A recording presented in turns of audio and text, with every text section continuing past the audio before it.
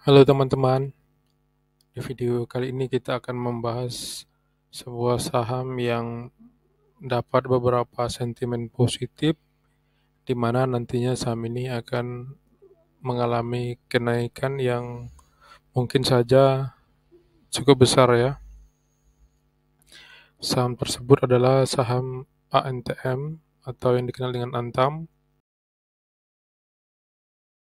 Salah satu sentimen positif dari saham ini adalah adanya kerjasama perusahaan Antam dengan CBL dalam ekosistem baterai EV ya, di mana emiten Antam ini menandatangani kerjasama dalam proyek pengembangan ekosistem baterai kendaraan listrik bersama Hong Kong CLB Limited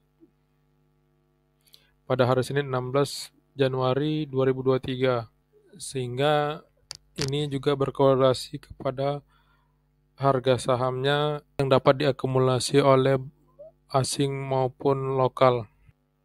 Salah satu keunggulan dari saham ini adalah memproduksi nikel ya. Dapat kita lihat produksi kedua dari saham ini berada di ferronikel dan biji nikel. Yang dapat kita lihat itu cukup mengalami peningkatan dibanding tahun 2021 di kuartal ketiganya. Adanya sentimen positif lainnya di mana pemerintah melarang ekspor biji bauksit ya.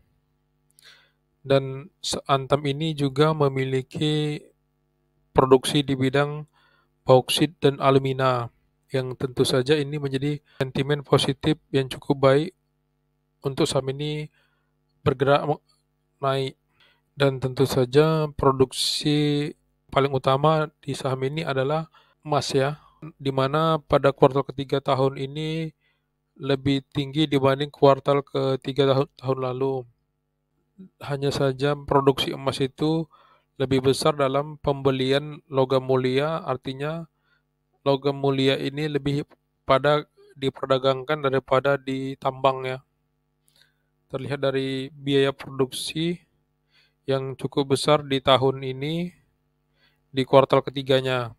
Kalau kita lihat dari sentimen harga nikel dunia mengalami penurunan sedikit ya, akan tetapi masih lebih tinggi dibanding bulan Juni sampai November ya. Walaupun begitu, dengan adanya produksi baterai yang dilakukan kerjasama perusahaan ini tentunya akan membuat laba perusahaan tetap bertambah. Ditambah lagi adanya kenaikan harga emas sejak bulan November di tahun lalu, sentimen positif untuk membuat harga sahamnya kembali naik, walaupun sempat kemarin mengalami penurunan, akan tetapi sudah terjadi tanda-tanda rebound. Kalau kita lihat dari fundamental, laporan keuangan saham Antam ini laba bersihnya di tahun 2022 diperkirakan meningkat 2 kali lipat daripada tahun 2021 sebesar 3,5 triliun. Sehingga ini juga menjadi sentimen positif bagi perusahaan ini untuk harganya mengalami kenaikan kembali. Dari sisi kapitalisasi pasar, saham ini bernilai 53,5 triliun yang dapat kita kategorikan sebagai saham first liner ya. Dari sisi neraca, ini memiliki kas 4,6 triliun. Equity yang dimiliki saham ini juga tergolong besar sebesar 22,5 triliun, di mana hutangnya sebesar 4,3 triliun, masih lebih kecil dibanding kas yang dimiliki perusahaan ini. Sehingga kalau kita lihat dari debt equity ratio juga tergolong kecil ya, sebesar 0,19, yang kita dapat asumsikan perusahaan ini cukup sehat untuk kita investasikan.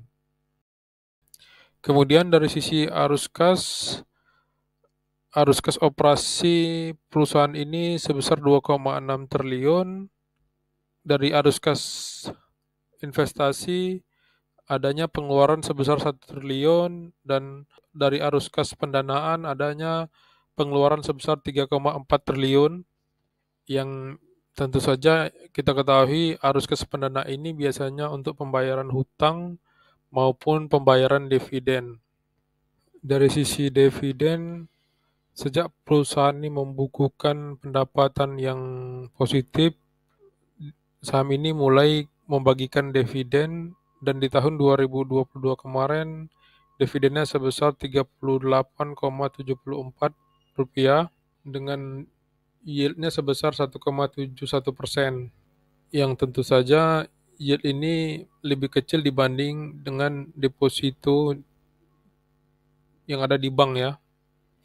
Kemudian dari sisi valuasinya kita dapat lihat PBV saham ini sebesar 2,3 kalinya dan PER-nya sebesar 19,2 kalinya.